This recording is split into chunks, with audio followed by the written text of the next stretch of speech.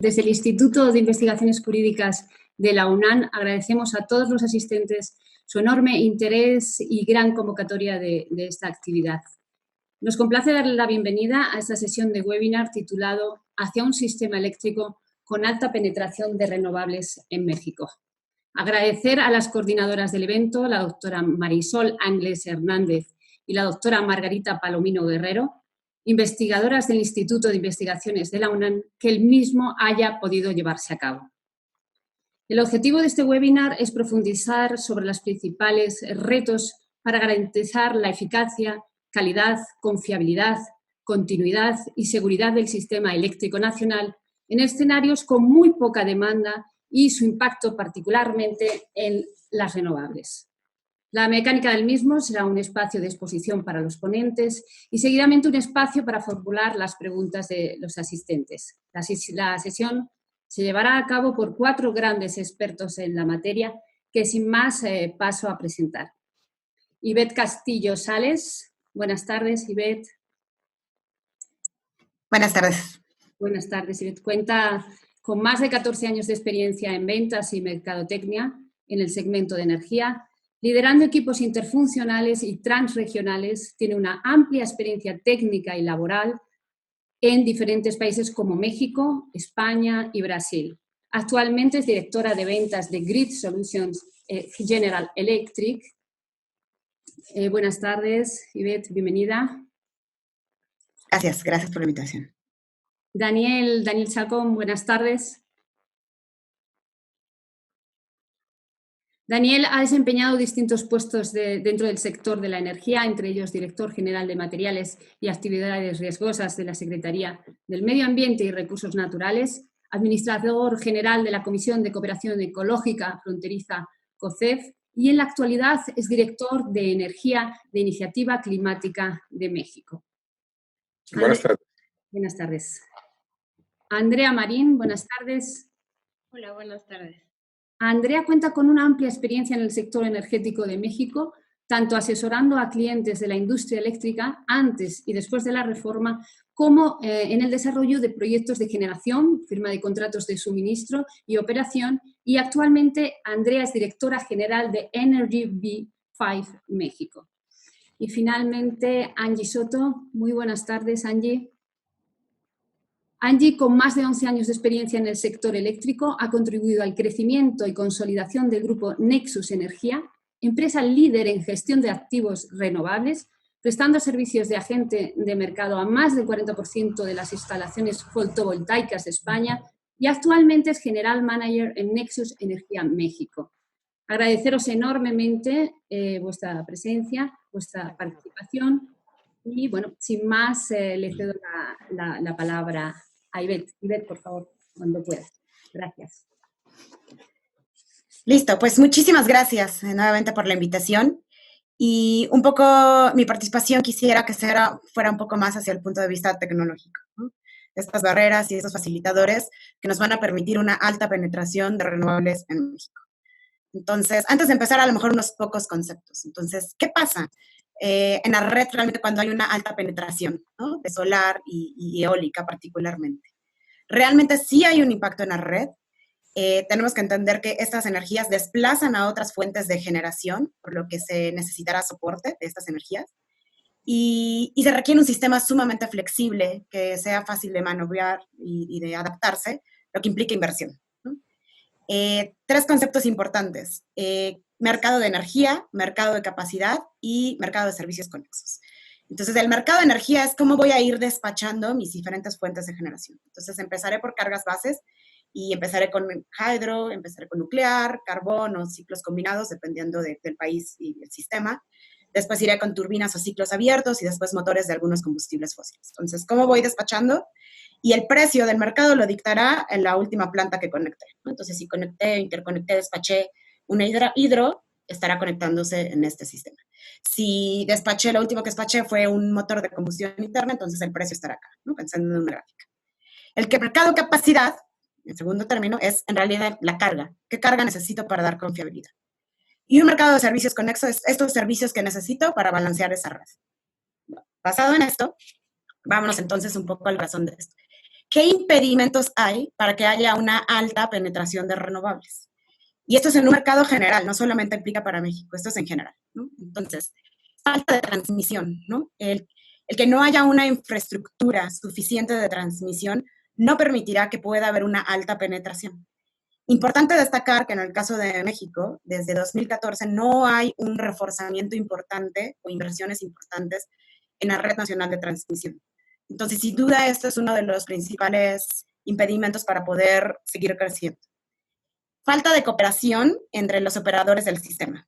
Esto no aplica mucho al mercado mexicano, pero por ejemplo en el mercado de Estados Unidos, en el que tienes distintos operadores de sistemas, regulados y desregulados, California, Texas, PJM, etcétera, tienen que hablarse y cooperarse para poder lograr esta alta penetración. Que haya reglas de mercado, ¿sí? Que haya reglas de mercado y límites de regulación para poder que no estén claras estas reglas, ¿no? Que no esté claro que no haya beneficios por los servicios conexos. Y me escucharán hablar mucho de servicios conexos porque esto es parte de lo que hará o de los principales facilitadores de lo que puede hacer que haya mayor penetración. Básicamente, en la red tienes la demanda y la generación. Entonces, si tú produces más y consumes menos, la frecuencia, que en México es 60 Hz, se incrementa. Esto significa que tienes que generar menos. Si tú produces menos, pero tienes mayor consumo, tu frecuencia disminuye. Entonces, eso significa que tienes que generar más. Este balance de generar más y menos es lo que tienes que hacer rápidamente. Tienes que tener un sistema muy flexible que responda a esta demanda y de generar más y menos. Los servicios conexos te permiten hacer eso, ¿no? Te monitorean la frecuencia, tienes fuentes de respaldo que te permiten balancear justamente el sistema. Y son estas fuentes de respaldo que además siempre deben estar disponibles. Esto tiene un costo. Por eso es que tiene que haber un beneficio en los servicios conexos. Siguiente punto, el que haya poca flexibilidad en una matriz energética poco flexible. Esto es que estés muy limitado a lo mejor a fuentes hidro, o muy limitado a fuentes nucleares, o muy limitado a ciclos combinados. Lo que tienes que tener es una matriz muy mayana, muy flexible. Entonces, en el caso de México tenemos hidro, tenemos una planta nuclear, tenemos muchos ciclos combinados, tenemos motores, tenemos renovables. Realmente es una matriz que nos permitiría esa flexibilidad, ¿no? Y por esta flexibilidad, por lo que decimos, tienes que entrar y salir muy rápidamente. Entonces, estos últimos sistemas que son de turbinas aisladas o motores de combustión son los que te van a permitir entrar y salir rápidamente. ¿Qué otro impedimento? El que no tengas un código de red que sea flexible, que te permita y que te ponga las reglas claras de cómo entrar y salir. Esto por el lado de impedimentos. Ahora vayamos un poco al lado de, ok, ¿qué sí nos facilita que haya mayor penetración? Forecasting, esto es pronóstico. Si tú sabes cómo va a ser, si va a llover, si va a haber nube, si va a haber viento, si no va a haber viento, de una manera muy accurate, lograrás entonces tener un mucho mejor pronóstico. Y esto significa que lograrás disminuir la variabilidad y la incerteza en tu sistema eólico solar. Al tener mucho menor variabilidad de incerteza, entonces lo que tienes es menor intermitencia, porque lograrás poder predecir y tener los sistemas de reserva necesarios para poder cubrir esta demanda y evitar este desbalance. Estos sistemas de reserva, como dijimos, cuestan, ¿no? Esta energía que tienes que estar conectando y desconectando, y no solo por un tema de combustible, sino de operación y mantenimiento y costo de vida útil de estos equipos. En cuanto más puedas predecir y tener un pronóstico de esto, entonces lograrás tener mucho mayor eficiencia en esta operación. Otro facilitador, el que tengas una base instalada rotativa flexible, ¿no? Ya lo dijimos, que tengas ciclos combinados, que tengas turbinas a gas, motores que permitan entrar y salir lo más rápido posible para poder tener esta energía de respaldo o para poder suavizar la rampa de aumentos y disminuciones. Otro facilitador, que tengas dispersión geográfica entre tus fuentes de energía renovable. Y esto simplemente es para evitar colapsos del sistema y justamente lo que mencionamos, para evitar este desbalance del sistema. Que haya un verdadero mercado de servicios conexos, que paguen estos servicios conexos. Se tiene que crear y regular un verdadero mercado para esto. Y en estos servicios conexos, además de energías de reserva, podemos hablar también de almacenamiento de energía, como un servicio conexo que nos permite justamente suavizar rampas, rampeo, que nos permita tener este backup de energía. Y finalmente en todos estos facilitadores tiene que haber una planeación integral del crecimiento entre la generación y la transmisión. Entonces, no solo puede crecer una sin crecer la otra, que es un poco lo que nos ocurrió, en el que creció la generación renovable sin ir de la mano la planeación y el crecimiento de la transmisión, del sistema de transmisión. Tiene que haber esa inversión equilibrada y bien planeada desde una política integral. Permiten compartirles una experiencia de un paper para una utility en Estados Unidos, PJM. En el 2011 mandó a hacer un estudio en el que quería ir. 2011 tenía únicamente 2% de penetración de renovables en su sistema. Ellos son un operador del sistema, están ubicados, bueno, manejan 3 estados en Estados Unidos, Illinois, Ohio, Michigan, etc. Y en 2011 mandó a hacer ese paper. Tenía solo 2% de penetración de renovables. Lo que quería era que en 10 años pudiera subir hasta un 14% de penetración de renovables. Lo que logró con este estudio es que con una inversión de $4 billones en transmisión, más 350 megas de adicionales en energía rodante, de reserva, podía llegar a una penetración del 15% de renovables. Y lo que descubrió es que con muy poco menos, un poco más de inversión podía llegar hasta un 30% de penetración de renovables, pero en ese sentido incluso disminuía sus costos de operación, que es un poco la gráfica que se ve aquí. Eventualmente, cuando logras una verdadera penetración de renovables con la inversión adecuada, puedes entonces, como operador del sistema, disminuir tus costos de operación y mantenimiento, disminuir emisiones, disminuyes porque logras tener el sistema planeado completamente. Entonces, el mensaje final de esta pequeña participación es: sí se puede una muy alta penetración de renovables, pero se requiere la inversión en la tecnología adecuada y se requiere una planeación integral. Eso es. Gracias. Muchísimas gracias, Ivette. Ahora vamos a dar paso a Daniel Chacón. Daniel, por favor, cuando puedas. Gracias. Miren, ahorita con todo lo que está sucediendo, este tema viene a ser muy pertinente. Yo quisiera comentarles a los alumnos y alumnas que estamos viviendo un retroceso tremendo por parte del gobierno en cuanto a las facilidades que se tienen que dar para la penetración de renovables, porque se aduce que nosotros ya estamos en una razón tan alta de penetración de renovables que se está causando problemas a la red. Y aquí, con una comparación con específicamente el estado de California, podemos ver lo lejos que estamos en términos de penetración de renovables y lo lejos que estamos en causar perturbaciones a la red. Y además, viendo lo que ha hecho California, podemos saber cuál es la ruta que tenemos que seguir. Y esa ruta, si hay voluntad política, nos llevaría a tener una alta penetración de renovables de la misma manera que lo ha hecho California en los últimos años. La siguiente, por favor. Miren, ¿qué similitudes tenemos con California? Bueno, el tamaño eléctrico de México es del orden de 317 terawatt-horas por año y el de California es de 285. Es decir, hay una diferencia como del 10%.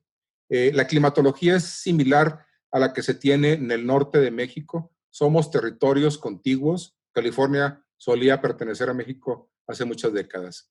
Y además, pues hay muchos mexicanos trabajando en energías renovables en California. Es decir, gente de nuestra misma nacionalidad o antecedentes nacionales está trabajando ahí. ¿Cuáles son las diferencias? El territorio de California es de solo 434,000 kilómetros cuadrados contra 2 millones de kilómetros cuadrados de México. La otra diferencia es que California se encuentra en un solo uso horario, lo cual es muy desventajoso porque el sol sale al mismo tiempo en California y se mete al mismo tiempo. México tiene 3 usos horarios en su extensión amplia del territorio y, si me impresionan un poquito, hasta 4 usos horarios. California tiene 40 millones de gentes, de habitantes, contra 130 millones de los que tenemos en México. Ahí hay una diferencia. Pero también, a pesar de que somos muchos los mexicanos, no alcanzamos a California en términos de economía. Si California fuera un país, sería la 5ª economía mundial. A menudo se ponen 4 objeciones a una mayor penetración de energías renovables. Son 4 objeciones que se han venido repitiendo desde que comenzó la reforma energética. muchos grupos oponiéndose a esto. ¿Y qué se dice? Que por cada megawatt de solar o eólica que se instale, se debe también instalar un megawatt de gas o de otro combustible fósil como respaldo para cuando el sol no brille y cuando el viento no sople. 2. La intermitencia de las renovables afecta la estabilidad de la red. Es uno de los grandes temas en este momento que está aduciendo la CENER. 3. Las renovables no son tan baratas porque la transmisión de la energía renovable resulta muy costosa. Y 4. La penetración actual de renovables en el país está en el límite de lo aceptable y cualquier incremento deberá dosificarse para evitar dañar el sistema. Vamos a ver por esta presentación si se responden estas 4 objeciones que se están poniendo de manera oficial contra las energías renovables. La siguiente, por favor. Miren, California tiene las siguientes metas. Para 2020 dijo vamos a tener 33% de renovables. ¿Pero qué incluye renovables en California? Pues incluye viento, geotermia, bioenergía. ¿Qué no incluye en renovables California? No incluye grandes hidros y no incluye nucleares. En México sí incluimos estas dos. Y si las juntamos, andamos por ahí del 20% ya de supuestas energías limpias. Ahora bien, California tiene para 2030 la meta de llegar a 60% de renovables. Déjenme decirle que el 33% se cumplió el año pasado. Es decir, California ya cumplió su meta del 35% de renovables reales y animados por este cumplimiento dijeron, ahora vamos por 60% para 2030. Y en 2045 tendremos 0 emisiones netas de carbono en el sistema eléctrico. Esta gráfica nos muestra dónde se encuentra México en la penetración de renovables comparados con otros países. Esta gráfica es de 2018 de la Agencia Internacional de Energía. La información es un poquito atrasada y México se muestra como con un 4% de renovables, hablando de solar y de eólica, nada más. Entonces, podemos ver que México tiene ese 4%, pero ahora en 2020 andamos entre el 6% y el 7%. California en ese tiempo andaba menos del 20%. Ahora, como ya dijimos, alcanzó el 33%. Y ustedes se fijan que México está en esa zona verde. Esa zona verde llega casi al 10% de renovables. Es decir, México tendría que caminar todavía un buen trecho antes de llegar a la zona amarilla. ¿Y qué significa la zona amarilla? Pues la zona amarilla significa que ya las renovables son centrales en el sistema eléctrico. Y vemos una gran cantidad de países en la zona amarilla con penetraciones muy altas y otros países ya en la zona naranja con muy, muy altas penetraciones. México está muy lejos de ser así, por lo tanto, es una falacia decir que las renovables están tan metidas en el sistema eléctrico que le están causando problemas. La zona verde es una zona de renovables que no causa problemas. Y aquí podemos ver cómo han evolucionado las energías en nuestros 2 territorios. ¿Cómo está la situación actual? En la parte de arriba vemos renovables. Ahí viene con otros, en color azul, California, y en color naranja, México. Ustedes pueden ver que otros renovables, México está bajo. En eólico, México sigue bajo. En solar está incipiente. En pequeña hidro no aparecemos. En geotérmico estamos a la mitad de California. Y en biomasa ni aparecemos. Pero ahora vámonos a las convencionales y a la gran hidro. Y ustedes pueden ver que coque y calor residual, México está encima de California. En petróleo, por arriba de California. En nuclear, México está un poco bajo de California. Pero California va a sacar su última planta nuclear. Tenía 4, tiene 3 ya fuera de operación. Y la última planta nuclear la saca en 2025. En gas natural, México se lleva a California, mucho gas natural en México. En grandes hidros, muy parecidos, y en carbón, México por encima de California. Ya es como empezamos. Miren, ustedes ven California en 2002, en 2008, en 2010 y en 2018. Y podrán ver ustedes con las líneas, con las cantidades que se muestran ahí, que en el caso del gas natural, California en 2002 tenía una buena proporción de gas natural, tenía su proporción de nuclear, y en azul su proporción, azul oscuro, su proporción de carbón. Vean cómo en 2008 sale el carbón casi desaparece en 2008. y su lugar lo ocupa el gas. La nuclear sigue igual y la gran hidro sigue igual y la geotérmica sigue igual. Casi no aparecen ni la solar ni la eólica. 2010. ¿Qué empieza a suceder en 2010? Bueno, un buen año hidro y hubo buenas lluvias y eso quiso que hubiera más hidro y retrocediera el gas natural. ¿Ok? Pero ¿qué pasa ya para 2018? Fíjense ustedes cómo sube la solar, la naranja, y cómo sube el viento también, la azul bajito, y cómo disminuye ya en su momento la nuclear por la sacada de las plantas, ¿sí? Y cómo la gran hidro incluso empieza a disminuir porque no fue un buen año para entonces. Pero la más importante es que la que retrocede, dando lugar a todas las demás, es el gas. Aquí el gas sirvió un corto tiempo como una energía de transición, pero ahora ya se está retirando. Y aquí podemos ver las variaciones que se han tenido en California en dos tecnologías. Ustedes ven el carbón, cómo disminuyó muy temprano en el siglo y bajó casi a cero y ahorita se encuentra casi en cero. Y ven ustedes la bajada de la nuclear después de haber sacado 3 plantas nucleares, donde queda solo una que para en 2025. En la gráfica de abajo podemos ver cómo ha variado el gas y cómo ha servido para hacer un puente. Y en la línea más abajo, de color naranja, podemos ver la subida constante, sostenida, de viento y de sol. Y vemos que el gas ya en su último periodo se empieza a bajar considerablemente. ¿Y qué hay del clima? Estos son 4 figuras de los laboratorios nacionales de energía renovable de Estados Unidos, que por cierto son socios nuestros en ICM. Y aquí podemos ver que en enero hay poco recurso solar, en abril sale bastante el sol, como en julio, y en octubre ya empezamos a disminuir la radiación solar. ¿Qué significa esto en términos de generación? La siguiente, por favor. Aquí podemos ver, esta es una gráfica del organismo independiente de control de California. Esta gráfica nos muestra en tiempo real cómo está la composición de energía en California. Ustedes pueden ver con la línea verde que agrupa solar y eólica, cómo durante la madrugada noche tiene un cierto valor, obviamente aportado por la eólica. Pero cuando comienza el día, vemos la subida impresionante de la energía solar, cómo se mantiene arriba y cómo al terminar la insolación empieza a bajar. Y podemos ver que las otras energías le hacen paso, le abren paso al sol para darle preferencia y disminuyen su generación. Tenemos la disminución de la generación de las importaciones. Las importaciones en California son importantes porque no es autosuficiente 100% y se nutre de energía de otros estados. La composición de esas importaciones es muy similar a la energía propia de California, 33% de renovables. Esas energías se abren y dan paso a la energía del sol. Y en la línea punteada podemos ver la famosa rampa. En el documento reciente de CENER dicen, ay no, las rampas son terribles, no se pueden trabajar con ellas. Se necesitan los respaldos.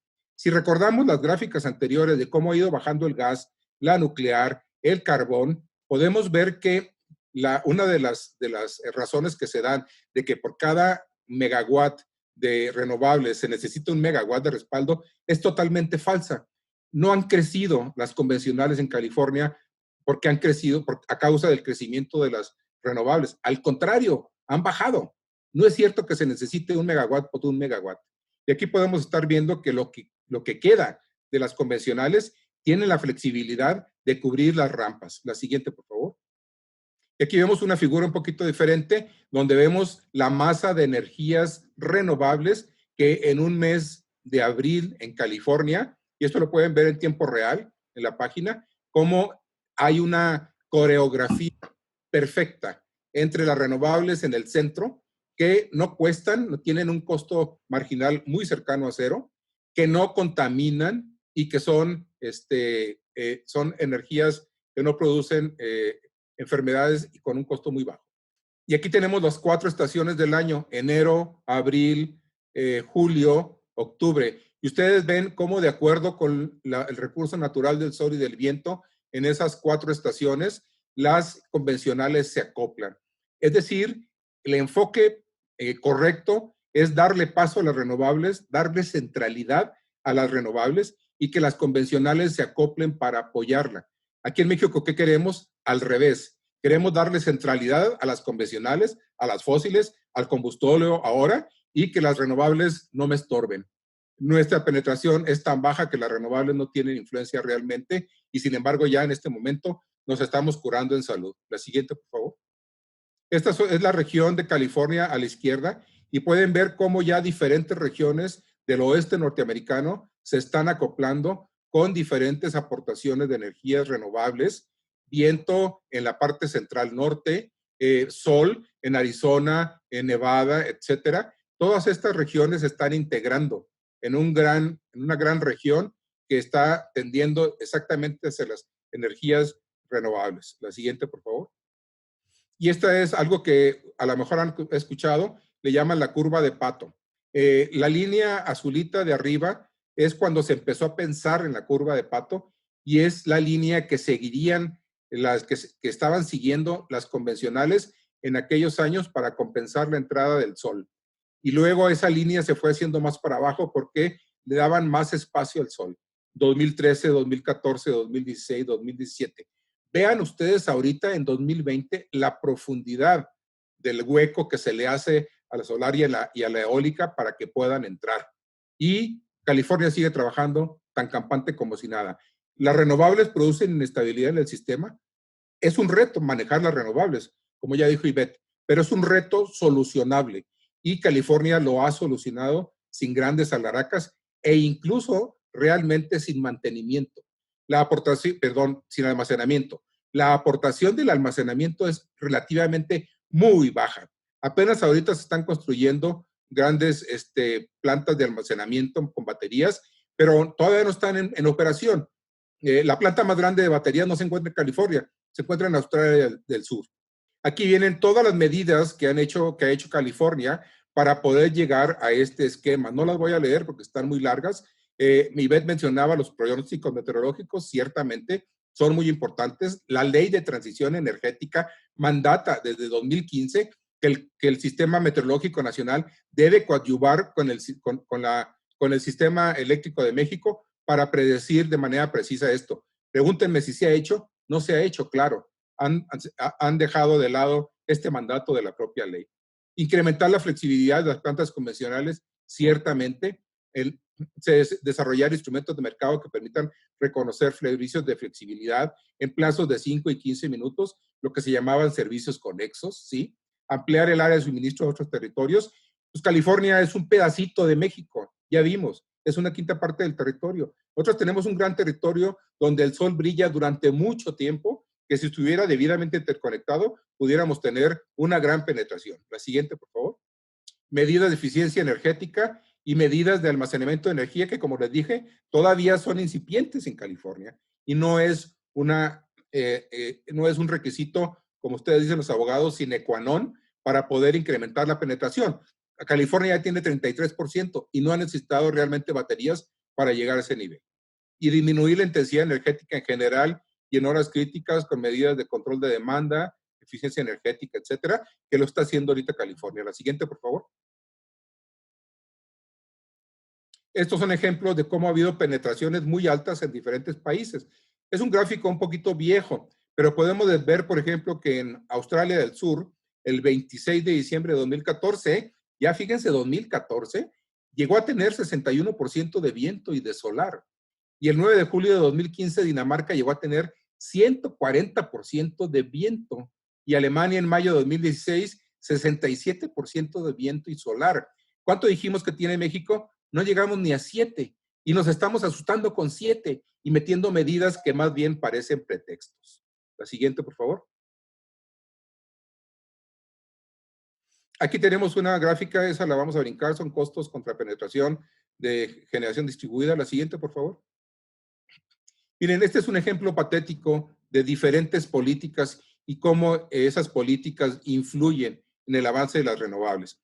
La línea naranja nos muestra en la parte de arriba usuarios de generación distribuida, es decir, techos solares. En la parte de abajo nos pone la capacidad de generación distribuida. En ambos casos, la línea azul es California y la línea naranja es México. Y ustedes pueden ver que prácticamente arrancamos al mismo tiempo con nuestros programas, pero mientras en México no hubo reforma energética, la introducción de techos solares fue patética y California empezó a despegar. A partir de la reforma energética, cuando ya se reconoce el pago de los excedentes de la generación distribuida, empezamos a tener cierto incremento. En California ya llegaron a 1 millón de techos el año pasado y llegaron a 8 gigawatts de capacidad. En México apenas alcanzamos el 1 gigawatt y tenemos del orden de 110,000 usuarios. Una gran diferencia por políticas públicas. La siguiente, por favor.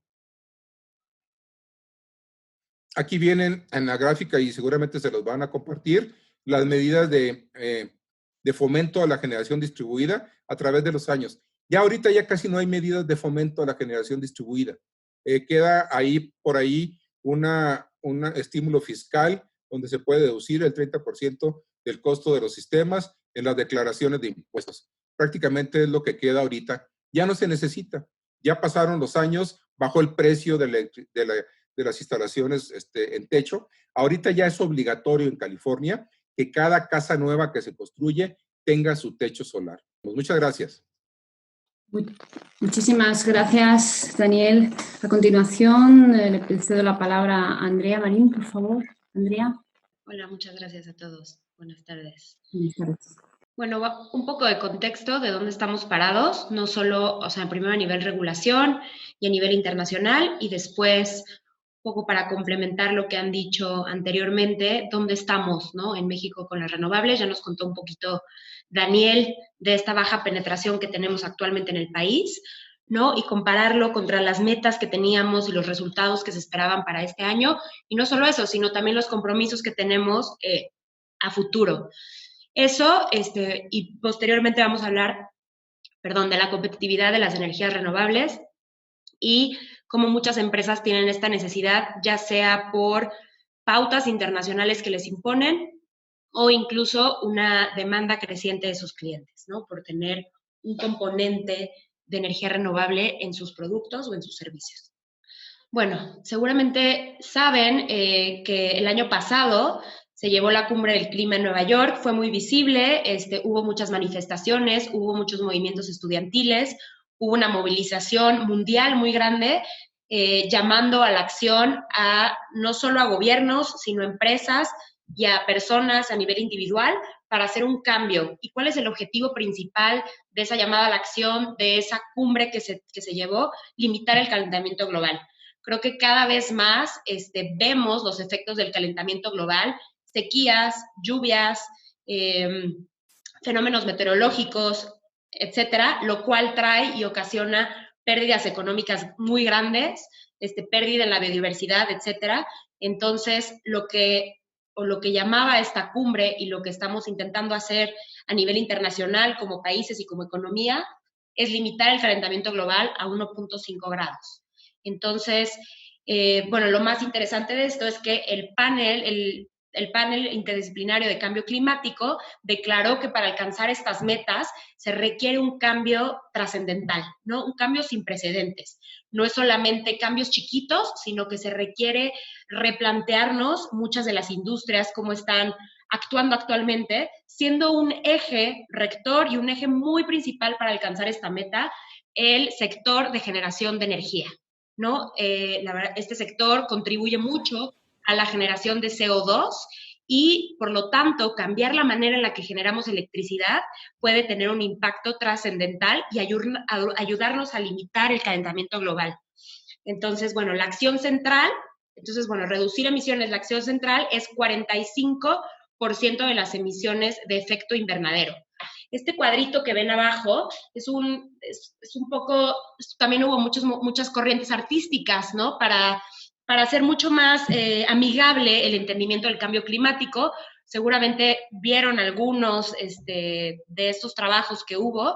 Es un artista que creó una gráfica con la temperatura mundial, cómo está en 1850 y cómo ha ido, los grados, el azul es el grado más bajo y los rojos es la temperatura más alta. Entonces, cómo a lo largo de los años hemos ido incrementando y cómo a lo largo de estos últimos años, pues casi ya todo está en rojo, ¿no? Eso para generar conciencia y para generar un sentido de urgencia y de alerta para que todos cambiemos nuestros hábitos de consumo, uno, y para que las empresas cambien la manera en la que tienen de producir actualmente. Y nacionalmente México como país, ¿qué metas tiene y dónde estamos parados, ¿no? Entonces, bueno, México firmó y ratificó el Acuerdo de París, en el cual se comprometió a reducir de manera incondicional 25% las emisiones de CO2 para el año 2030. Entonces, bueno, eso es uno. Y por otra parte es, si contábamos con ayuda internacional, entonces nos comprometíamos al 40% para 2030. ¿No? La principal manera, como les comentaba, de reducir estas emisiones es a través de energía limpia. O sea, es uno de los sectores que mayores emisiones aporta. Entonces, pues creo que era muy claro la política que tenían gobiernos anteriores o incluso cómo íbamos a llegar a esas metas, ¿no? Sí, con esfuerzos transversales en varios sectores, pero el principal siendo una transición energética, ¿no? Entonces, había una reconversión o objetivos claros de reconversión de plantas de combustóleo, reconvertirlas para que utilizaran gas natural y de esa manera reducir las emisiones de CO2 de esas plantas y además, adicionalmente, una incorporación de capacidad instalada de energías renovables y energías limpias, ¿no? Como bien mencionaba la regulación, energías limpias, para de esa manera seguir creciendo el PIB y el consumo de electricidad. Normalmente, si sube el PIB, sube el consumo de electricidad. Entonces, para poder crecer económicamente sin comprometer pues el medio ambiente y sin comprometer estas metas, ¿no? El cumplimiento de estas metas internacionales y nacionales. La ley de transición energética plantea ya de manera muy concreta metas para cada año. Entonces, aquí está la participación de energías limpias. Entonces, para 2018 teníamos una participación de energías limpias del 25%, para 2021 del 30% y para 2024 del 35%. Ahora, es importante mencionar que la ley de transición energética se publicó en el 2015. Entonces, pues desde 2015 sabemos que están estas metas y un poco lo que comentaban, sí es cierto que no tenemos una red de transmisión sólida, pero pues hemos tenido 5 años para prepararnos, para invertir, para etcétera, para poder realmente alcanzar estas metas. Son planes transversales, son planes que incluyen mucha inversión, pero creo que, un poco como decía Daniel, son excusas. Sabíamos que esto existía, sabíamos de la falta de modernización de la red, etcétera. Entonces, pues bueno, se debió de haber levantado la mano e invertido en la red, ¿no? Inclusive, aunque la red actual todavía soporte más participación de energías limpias, sí es un problema también de inversión y modernización en la red que tenemos actualmente. Bueno, ¿cómo estamos? Al día de hoy, ¿cómo estamos? Y bueno, son un poco datos de 2019, pero en el primer informe de gobierno, la generación convencional, eso quiere decir generación por energías fósiles, seguía representando casi 80%. Entonces, es muchísimo. Estamos hablando que la participación de renovables, bueno, no de renovables, perdón, de limpias, es menos del 20%. Esto quiere decir que si en 2018 la meta era de 25 y para 2021 la meta era de 30%, pues vamos tarde y vamos muy, muy tarde, ¿no? Entonces estamos por debajo de esas metas y la composición de energía renovable, como esto ya lo había señalado Daniel, entonces me sigo, pero pues está de esta manera, ¿no? Y la eólica y la fotovoltaica representan menos del 7%. Entonces, ¿cuáles eran los principales mecanismos de incorporación de las renovables o de las energías limpias al sistema eléctrico nacional? Bueno, primero que nada estaban los mecanismos de subastas de compra de electricidad, que eran las subastas de largo plazo, mediante los cuales el mayor comprador era CFE y compraba no solo energía limpia, sino energía a un precio muy barato, energía muy competitiva, no solo a nivel nacional, sino internacional. Seguramente se acuerdan cuando fueron los fallos de las últimas subastas, cómo México estaba en el ojo y en el centro de las noticias internacionales por haber alcanzado precios de los más competitivos a nivel mundial, incluso históricamente, ¿no? Entonces, bueno, se cancela la cuarta subasta en febrero de 2019 y eso es poner el primer freno a la incorporación de energía limpia a nuestra red. Después viene el tema de los certificados de energía limpia como incentivo económico para la instalación de generación limpia. Entonces, ¿qué pasó? Nuevamente la CENER saca un acuerdo en el que modifica los lineamientos en octubre de 2019. Y eso se ve como un segundo freno a la incorporación de energías limpias a la red.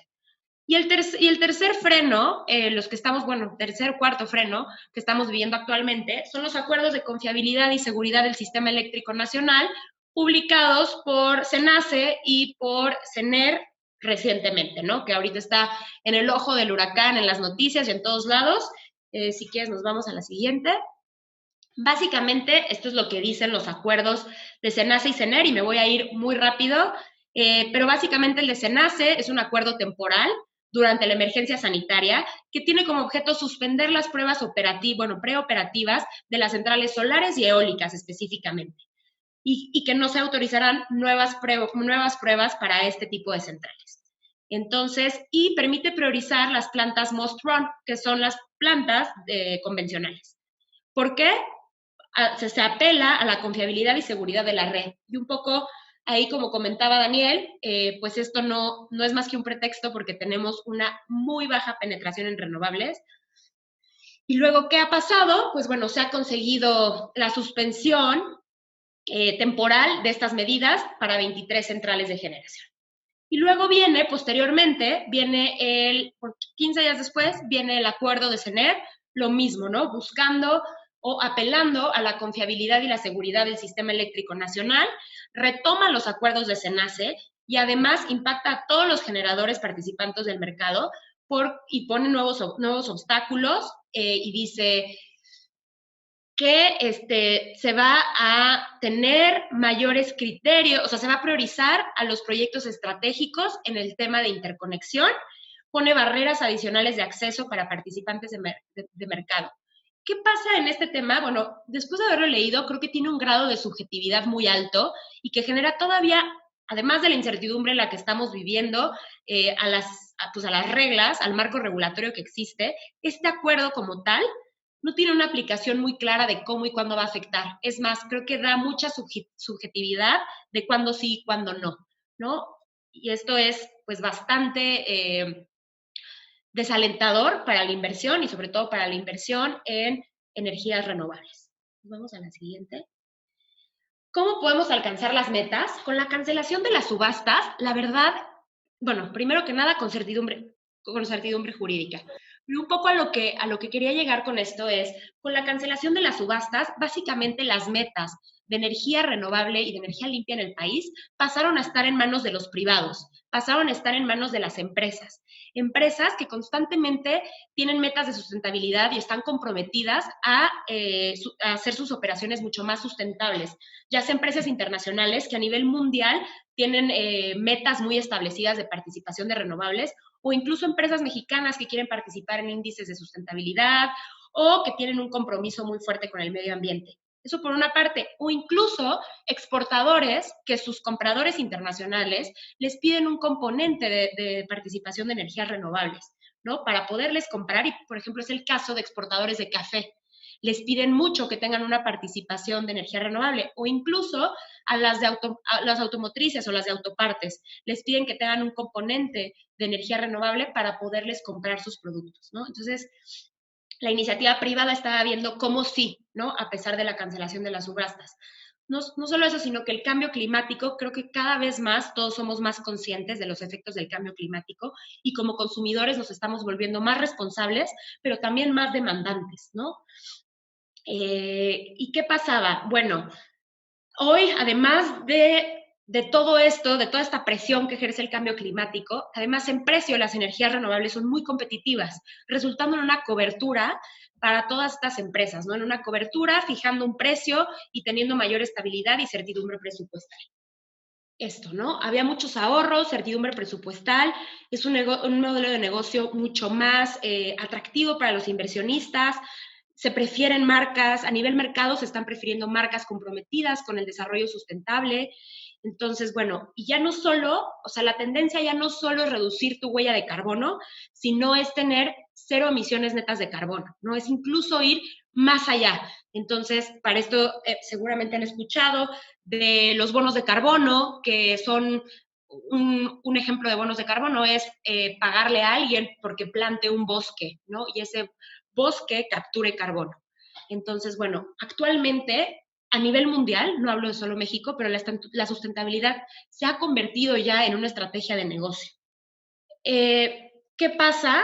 No solo, o sea, esto hace, cuando hay precios de energía competitivo, las empresas reducen sus costos y pueden ser más competitivas a nivel mundial, ¿no? Actualmente en México, muy pocas empresas, 16% de las empresas, cuentan con contratos de suministro eléctrico. Eso significa que existe un mundo de empresas que pudieran marcar la diferencia comprando energía limpia. Sí, solo sí existiera un marco regulatorio claro, seguro y certero, ¿no? ¿Qué pasa con esto? Nosotros, bueno, como nosotros lo hemos visto y como nosotros lo estamos viendo, a lo mejor antes había otras formas de comprar energía limpia, pero al ser esto una necesidad, lo único que va a acelerar esta incertidumbre es que haya formas más creativas o que se desarrollen otros productos dentro de este mercado. Es una necesidad clara, los usuarios finales quieren comprar energía limpia. Entonces, ¿qué va a pasar? Creemos que se va a aumentar las microgrids, ¿no? Entonces, pequeñas redes de transmisión y distribución, o abasto aislado, generación distribuida, en vez de grandes proyectos que se interconecten a la red, ¿no? ¿Por qué? Por la incertidumbre jurídica que todo esto implica.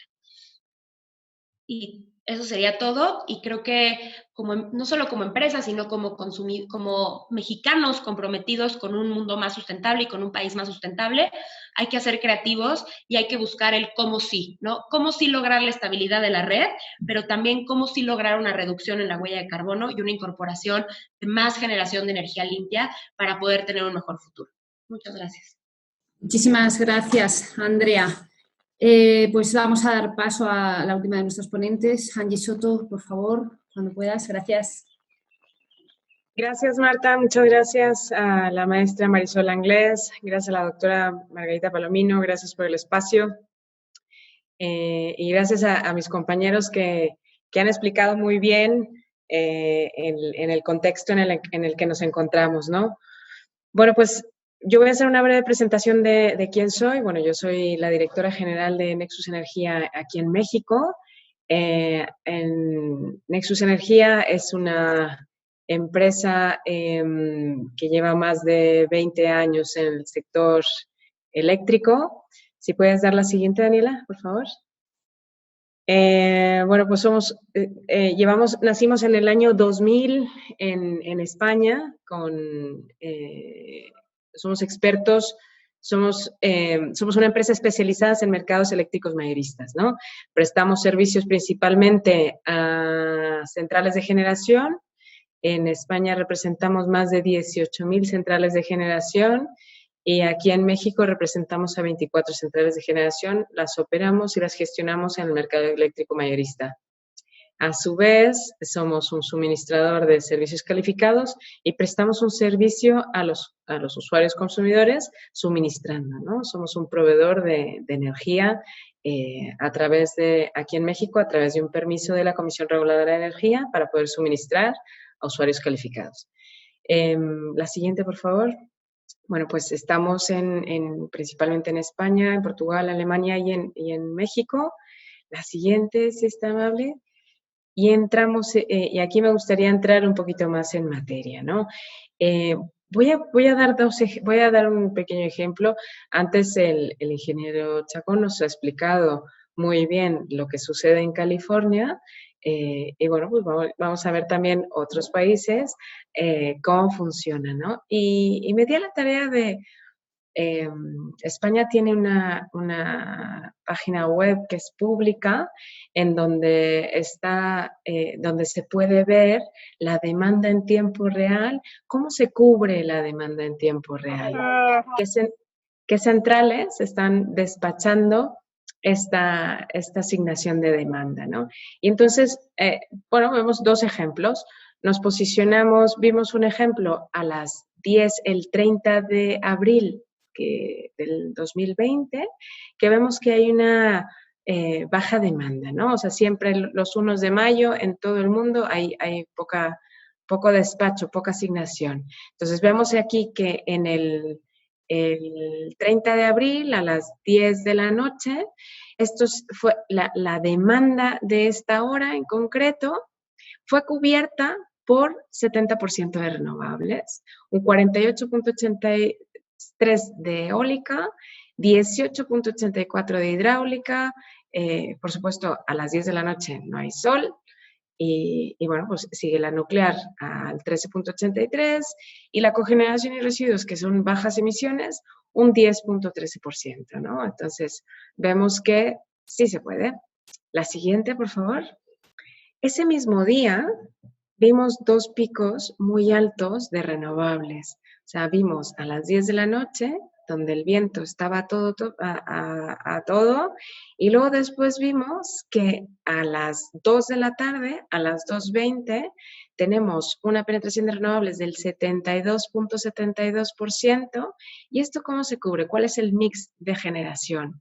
Bueno, pues el mix de generación a las 2:20 se cubre por una eólica del 48%, casi el 50% de la demanda cubierta por eólica, la solar fotovoltaica a 17,51%, el carbón no llega ni al 1%, la nuclear se mantiene muy estable porque son difíciles de manejar, o sea, no podemos estar manipulando mucho la nuclear. Y la cogeneración y residuos, que también es de bajas emisiones, pues un 9.41%, ¿no? Entonces, vemos que efectivamente, o sea, cuando hay poca demanda, y de hecho, Nexus Energía disponemos un centro de control. El centro de control lo que hace es despachar por temas de confiabilidad, restringir un poco y reducir la generación de algunas centrales de generación renovable que no pueden integrar la generación porque hay una baja demanda. Este día, el 30 de abril, recibimos consignas, recibimos curtailments de reducción de algunas de las centrales por un tema de confiabilidad de la red. Algunas horas, en concreto, muy pocas, se tuvieron que mandar instrucciones para que algunas centrales dejaran de funcionar, algunas solares y eólicas, y para poder dar la confiabilidad que necesita la red, que anteriormente Ivette nos explicaba bastante bien, ¿no? Entonces, pero aún así, ¿qué significa? O sea, el 30 de abril del 2020, hace nada, unos días, pues vimos que sí se puede, o sea, es posible que se tenga que reducir un poco, pero la penetración estamos hablando en 72% de renovables. ¿Qué pasó en México el 30 de abril? Perdón, todavía no pasa en México. ¿Esto qué sucede, que sucedió en España? Pues bueno, siempre que tenemos una alta penetración de renovables, ¿qué significa? Si nos vamos a los precios de mercado diario, vemos que en el precio diario, pues ese día, la cotización de los precios de energía del mercado eléctrico mayorista, pues estaba en 8 euros, 5 euros, o sea, una media muy baja. Estamos hablando de 100 y pico de pesos, o sea, precios muy bajos el megawatt hora. Esto es energía muy barata. La siguiente, por favor. Ahora sí, vamos a ver. ¿Qué pasó en México con el despacho y la asignación por tipo de generación el 30 de abril del 2020? Todos estábamos igual, encerrados en casa, con una demanda muy baja, tanto en España como aquí en México. ¿Qué sucedió? Bueno, pues que ¿quién cubre la demanda que tenemos en México en el sistema eléctrico, no? Este es un gráfico. A recordar que en México tenemos 3 sistemas y en España tenemos otros. En España está el sistema peninsular y el de las islas, ¿no? El que vimos anteriormente es el peninsular, el mayor, el principal. Y ahora el que estamos viendo es el sistema interconectado nacional, que es prácticamente toda la República, quitando las bajas, la Baja California Sur y la Baja California Norte. Entonces, ¿qué sucedió el 30 de abril? Bueno, pues el 30 de abril la demanda fue cubierta por la franja azul, son los contratos legados. Los contratos legados vienen a ser los contratos de autoabastecimiento y ahí tenemos pues generación renovable, tenemos eólicas, solares y algunas centrales de ciclo combinado también. Y luego después, las no programables. Estas no programables son aquellas centrales que están en pruebas, que estas que se han frenado y que ahora ya no están, y la nuclear, ¿vale? Y luego lo verde que apenas se ve, esta montañita chiquita verde, exacto, gracias por puntearla, esta es la solar y eólica. Apenas se ve, muy poquito. O sea, la demanda, que es toda la franja punteada desde importaciones hasta abajo, esta fue nuestra demanda y lo que cubrió, pues bueno, la renovable, esto fue lo que lo cubrió. El resto, la roja, la gran banda ancha roja, pues esta es la térmica, esta es la generación térmica, que es ciclos combinados, carbón, combustóleo y poco de turbogás, porque la turbogás es muy cara. O sea, el despacho de los costos de la turbogás, o sea, está alrededor de los 4,000 pesos. Entonces, son muy caras, que posiblemente entran por confiabilidad del sistema, pero son muy caras que después se pagan con la garantía de suficiencia de ingresos, ¿no? Y la hidráulica, bueno, pues la hidráulica es esta franjita que vemos por ahí, que esta, bueno, pues hay que moderar las reservas cuando hay mucha demanda para también despacharla, ¿vale? Y en tema de precios, ¿cuál fue el precio marginal del 30 de abril? Bueno, pues el precio marginal local de energía del Sistema Interconectado Nacional, recordar aquí en México tenemos más de 2,000 precios. O sea, más de 2,000 precios porque tenemos más de 2,000 nodos. Es decir, el precio de la energía no es el mismo para toda la República Mexicana. En el norte tiene un precio, en el sur tiene un precio, pero esto es un poco como el componente nacional del Sistema Interconectado Nacional, ¿no? Sí, este es el componente de energía que a partir de aquí sube y baja por un tema de costos de congestión y de pérdidas, ¿ok?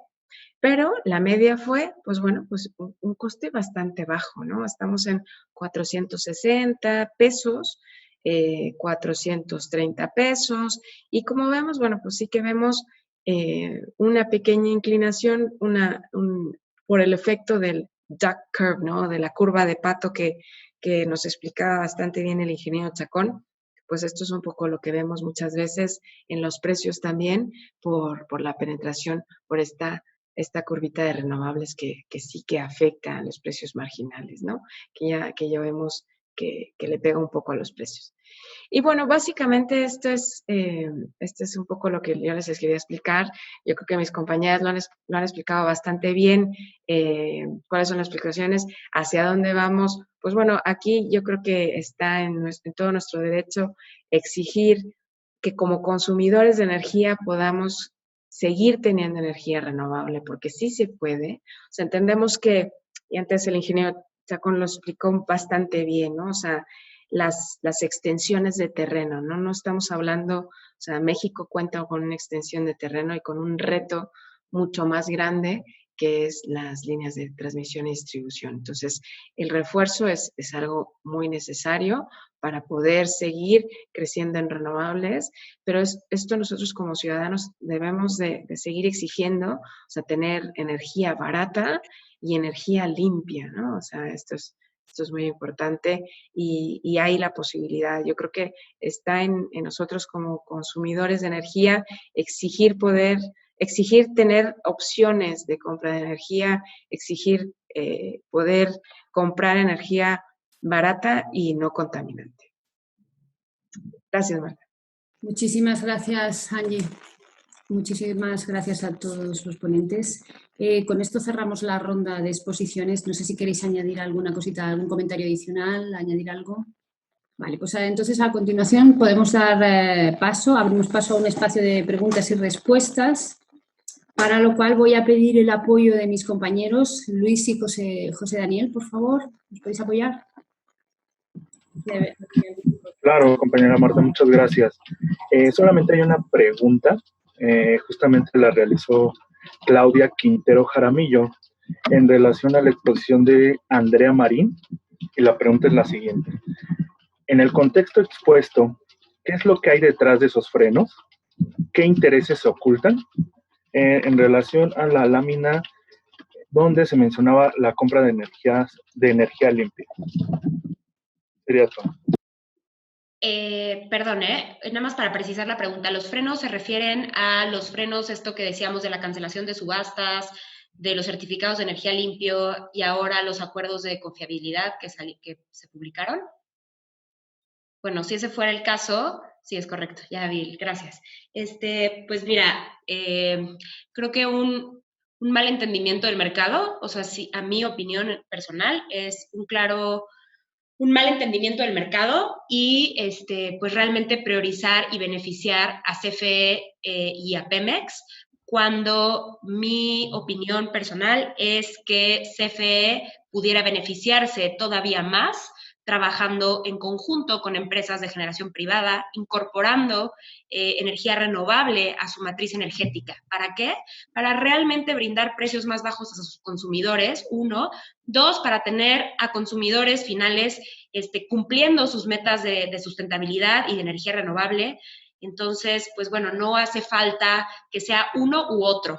Creo que claramente si CFE viera la oportunidad en las renovables de una estrategia de diversificación de portafolio energético, una estrategia de reducción de sus tarifas eléctricas, una posibilidad de ser una empresa líder en este tema, creo que ya ni siquiera las empresas como Shell le están apostando 100% a los combustibles fósiles, ¿no?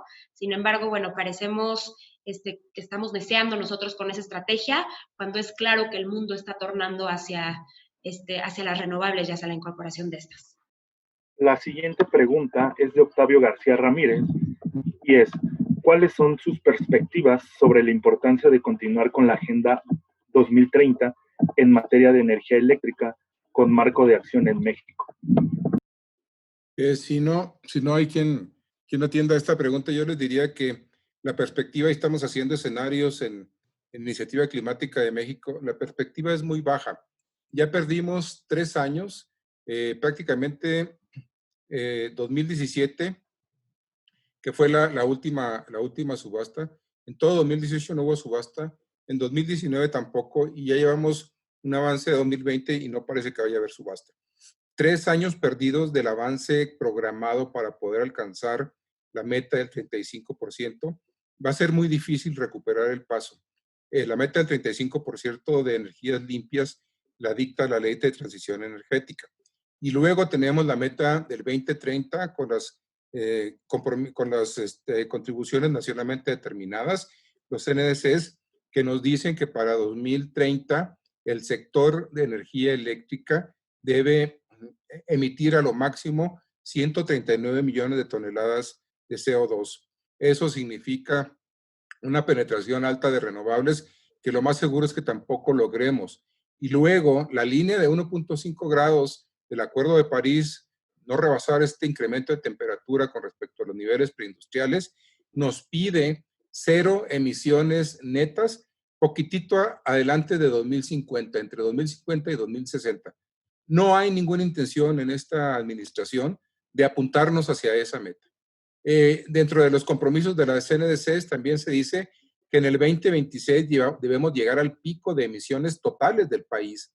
Para nada estamos en esa ruta cuando se pretende meter plantas de combustóleo para sustituir las renovables con el fin de darle salida al combustóleo de Pemex, que ya le sale, podemos decirlo en términos coloquiales, hasta por las orejas.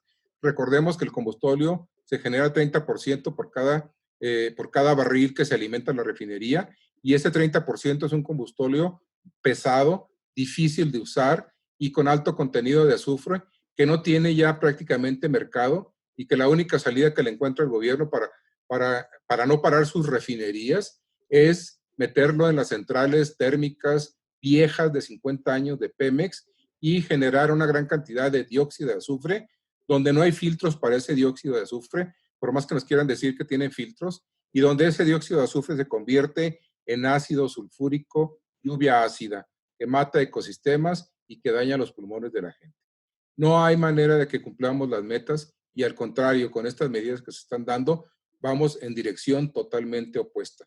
Vamos de regreso a los 70s, cuando no había agencias de control ambiental, de protección ambiental, cuando no se sabían los efectos de los contaminantes, cuando no había medidas de control. Estamos regresando 50 años atrás.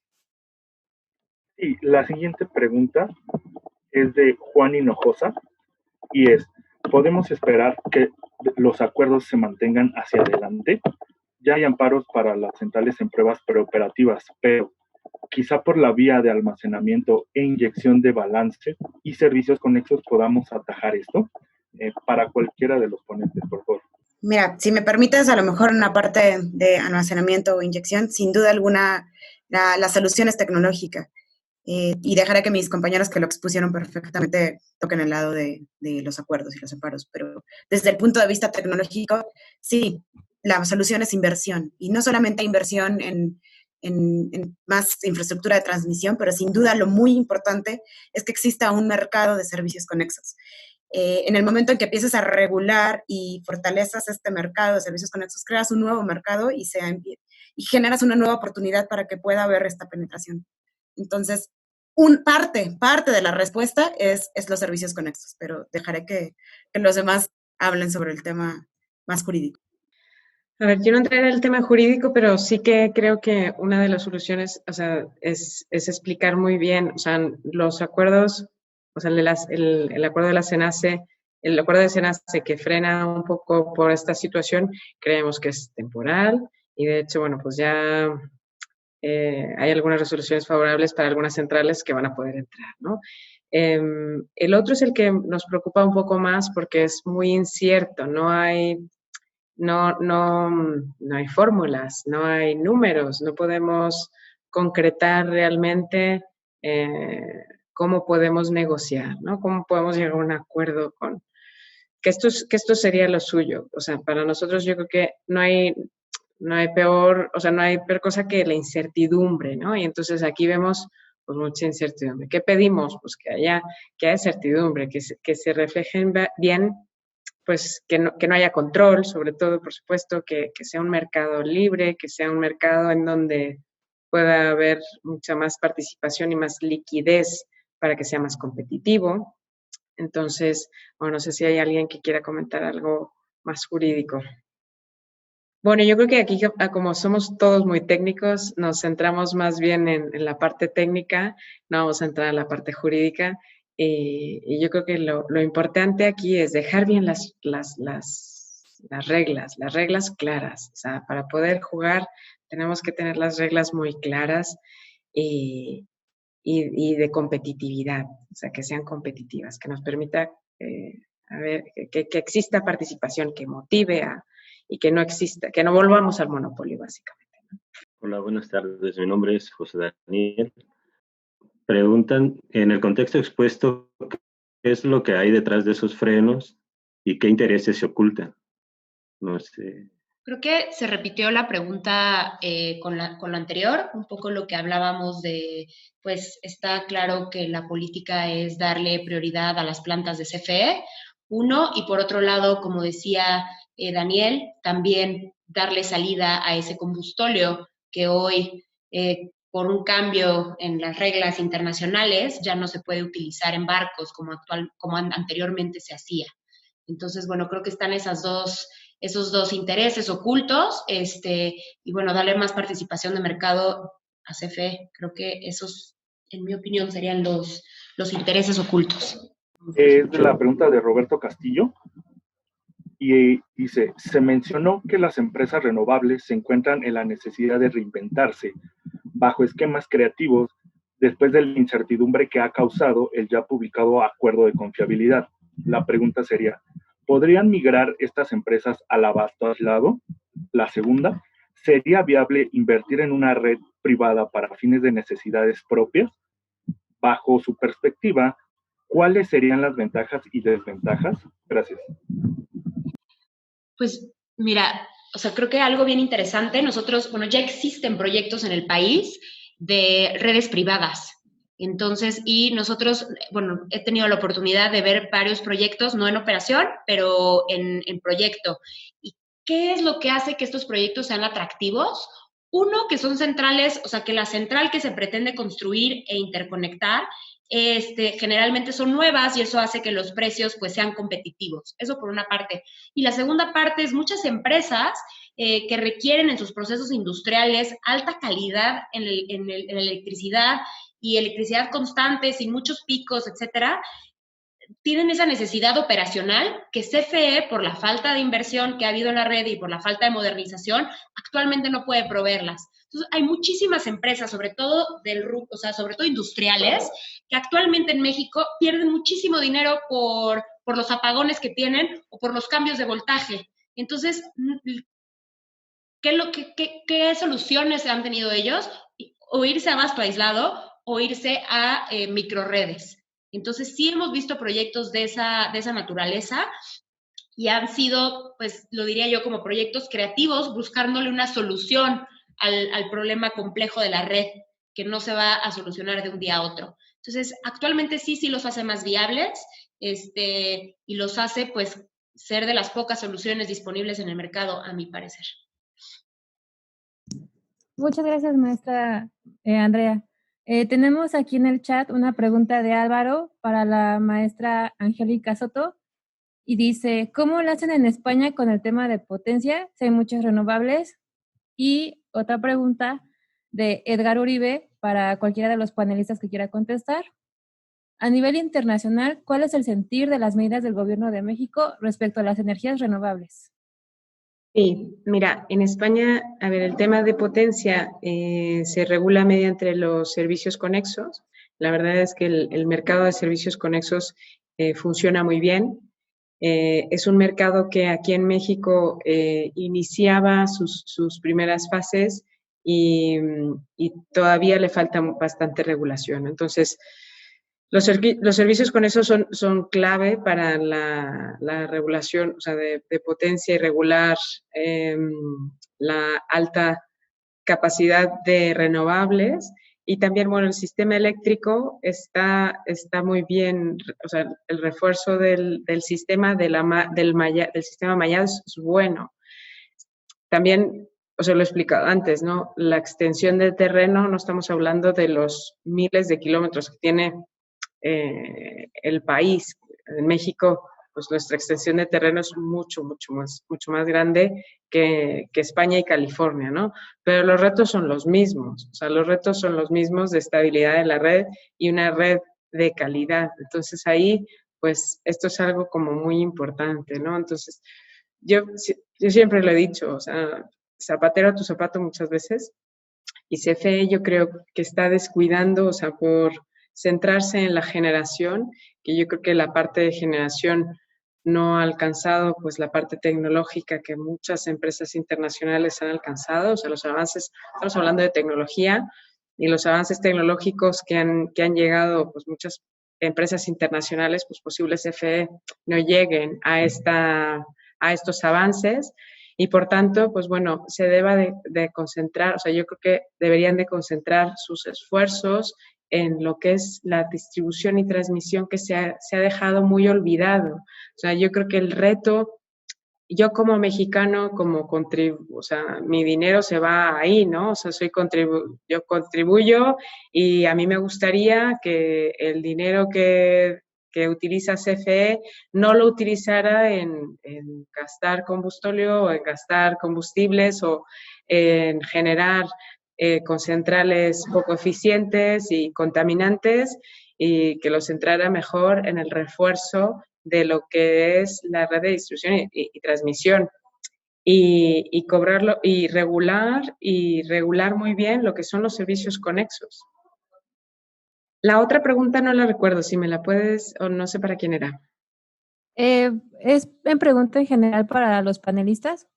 A nivel internacional, ¿cuál es el sentir de las medidas del Gobierno de México respecto a las energías renovables?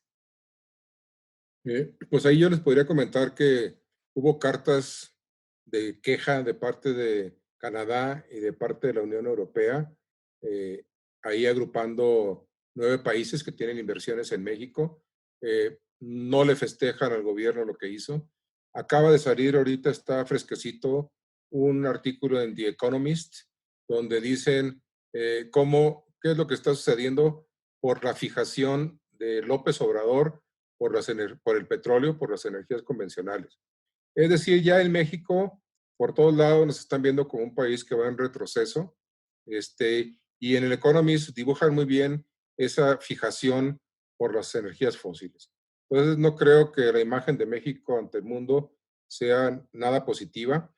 Simplemente el solo hecho de lanzar estos dos documentos por parte del SENACE y CENER ya crearon y de allá destruyeron la poca confianza que había, la confianza que se construyó durante muchos años a través de leyes, a través de normas, a través de códigos, y que esa confianza les dio a los inversionistas internacionales y nacionales la certeza de que sus inversiones iban a estar bien aplicadas. Recordemos que una planta normalmente se proyecta para recuperar la inversión en un periodo de 20 años. Todavía no llevamos 3 años y ya estamos cambiando las reglas del juego a la mitad del juego, desbancando totalmente la certeza de recuperación de inversiones. Pues por cierto que eso para nada crea un ambiente favorable en el extranjero. Y luego si todo eso le sumamos el retroceso en el control de emisiones para llegar a los números comprometidos ante el Acuerdo de París, pues estamos peor, porque si bien Estados Unidos, Trump retiró a Estados Unidos del Acuerdo de París, los estados independientes en Estados Unidos siguen en el Acuerdo de París, siguen con su política de descarbonización. Aquí en México no hemos sido explícitos en el retiro del Acuerdo de París, pero en la práctica y en los hechos nos estamos retirando. Entonces, es una triste imagen de México ante el mundo en los dos temas. Compañeros, no sé si tenemos alguna... Sí. La siguiente pregunta es de Alejandro García y es innegable aumentar la participación de las energías renovables en nuestra matriz energética para disminuir nuestra huella de carbono. Desde el contexto del desarrollo sustentable, donde no solo debemos atender el cambio climático, sino que debemos promover la democracia participativa, ¿qué papel deben jugar los impactos socioambientales en la construcción de un nuevo modelo energético de México? Esa sería la primera. La segunda sería de Leopoldo Rodríguez, y pregunta, es con respecto a lo que dictaminó el SENACE con respecto a los permisos de pruebas en las renovables. Primero, la ventilación de los gasoductos con las empresas privadas, ahora que argumenta la 4T que respecto a las energías renovables ya están en construcción y por iniciar otros proyectos. Yo estoy en la parte constructiva de gasoductos y energías renovables. El país está y pasará por una crisis de empleo y este no es el momento de verlo. Los contratos leoninos. ¿Cuál sería su comentario? Miren, si me permiten, no quiero acaparar la voz, pero se aduce mucho que el problema que tenemos ahorita es por los contratos leoninos. Mucho lo dice el presidente, los contratos leoninos de electricidad. Déjenme recordar que desde los 90s, durante el régimen de Zedillo, se inició una figura de inversión que la propia CFE sacó, que se llamaban productores independientes de energía, que eran inversionistas que ponían una planta y que la operaban y que le cobraban a CFE la energía, pero tenían la obligación de venderle toda la energía a CFE durante toda la vida del proyecto. Yo no metería las manos al fuego de pensar si esos contratos fueron leoninos, corruptos o no. Pero esos contratos se referían básicamente a plantas de gas de ciclo combinado y unas cuantas plantas eólicas, las primeras que se pusieron en Oaxaca. Esa historia es antes de la reforma energética. Si fueron leoninos o no, pues que los revisen y que se los cambien a quienes se hayan aprovechado merced al régimen que teníamos antes.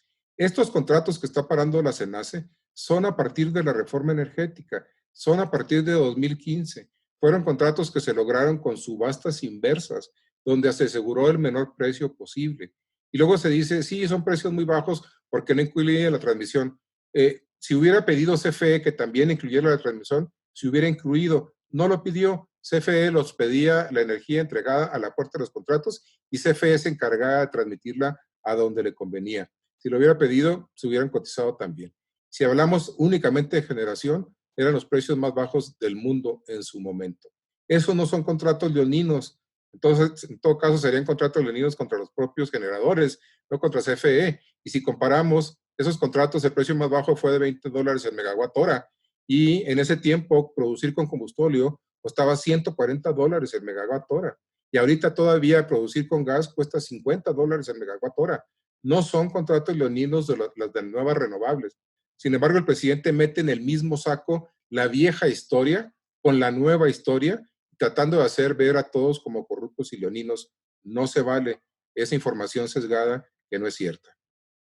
Además, bueno, solo añadir, además, todos los generadores de la subasta y todos los generadores de la nueva reforma, o sea, de la ley de la industria eléctrica, todos pagan los costes de transmisión, o sea, y que no son baratos, o sea, y todos los generadores pagan sus costes por transmisión. Entonces, y a coste regular, o sea, el coste que marca la Comisión Reguladora de Energía. Bueno, el tema ha sido pues, muy, muy interesante, es de contundente actualidad, pero bueno, el tiempo efectivamente se nos ha terminado. Darle las gracias, por supuesto, a los ponentes. Muchísimas gracias a todos los asistentes y bueno, solicito un aplauso virtual, que no es lo mismo, pero que también llega. Muchísimas gracias a todos. Hasta la próxima.